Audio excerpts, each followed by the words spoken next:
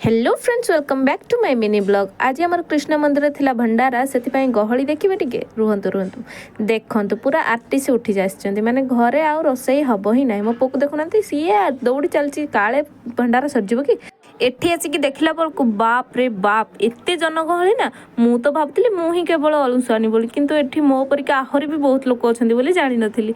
Finally आमको गोटे सीटे मिलगला आमको ये थाली भी दि सारी बास खाली खावाई जगी केतबे जे आसो के जानी जहाँ हो पचे किसी गोटे प्रोग्राम है ना आम ट्रेन छुआ मैंने बहुत कम करती से माने सी भी पुणी एमती सेमती नुह पूरा दिल से कम करती पूरा अच्छे से समस्त को पूरा केयर करती कहार कौन दरकार सब दायित्व बुझाती।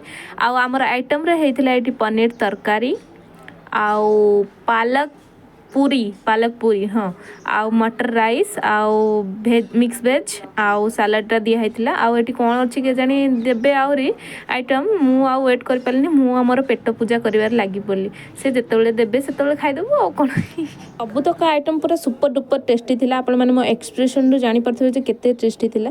हाँ लास्ट वो पांपड़टा और खीरी देवार बाकी थिला जोटा कि एबे से माने देई सारचंती। पेट पूजा कर सारी बाहर को आसी देखे तो अरे वाह एते सुंदर लुक। तो देखा नेक्स्ट ब्लॉग रे बाय जय जगन्नाथ राधे राधे।